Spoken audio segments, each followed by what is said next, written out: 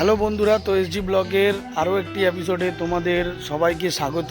তো আজকে আমরা রয়েছি খড়দা 26 শিব মন্দিরে।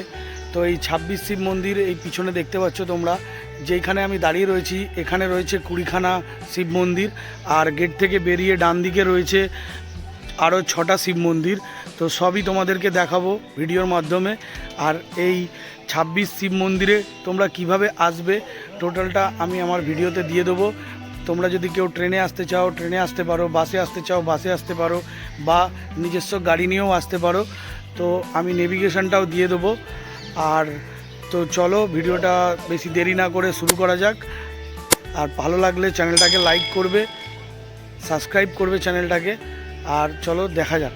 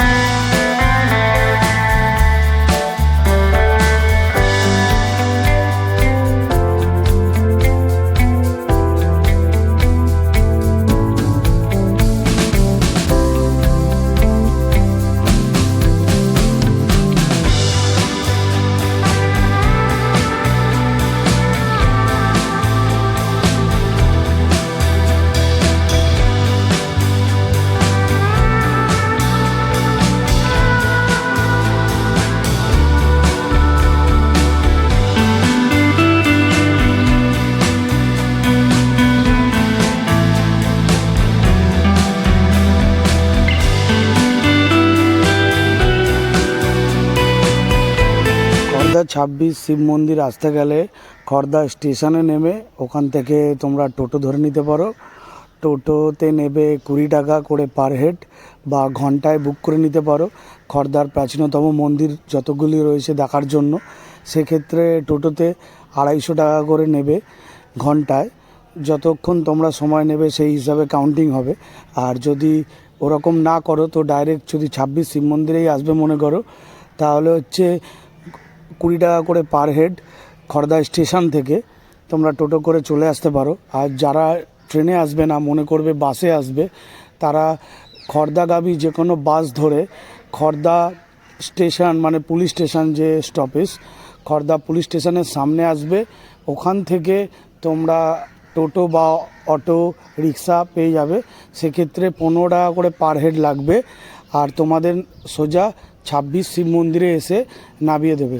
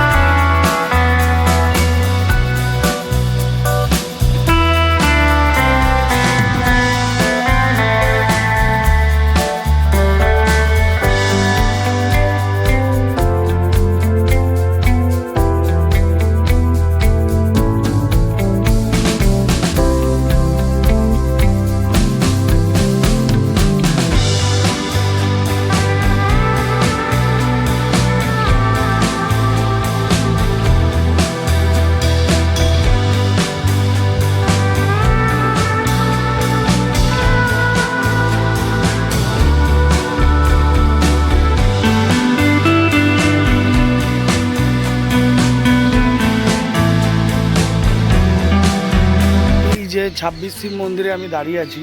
এই 26 শিব মন্দিরটা অতি প্রাচীন। এই মন্দিরটাতে কিছু কিছু সংস্কারের প্রয়োজন আছে, তো যদি কিছু সংস্কার করা হয় তাহলে খুব ভালো হবে। এটা আমাদের একটা ঐতিহ্য, প্রচুর প্রাচীন মন্দির। তো খড়দায় তোমরা আসলে অবশ্যই এই জায়গাটাকে ভিজিট করবে। এই জায়গাটার নাম 26 শিব মন্দির, কেউ 22 শিব মন্দিরও বলে। তো তোমরা এই জায়গাটা অবশ্যই একবার ভিজিট করো। তো চলো ভিডিওটা দেখে নাও।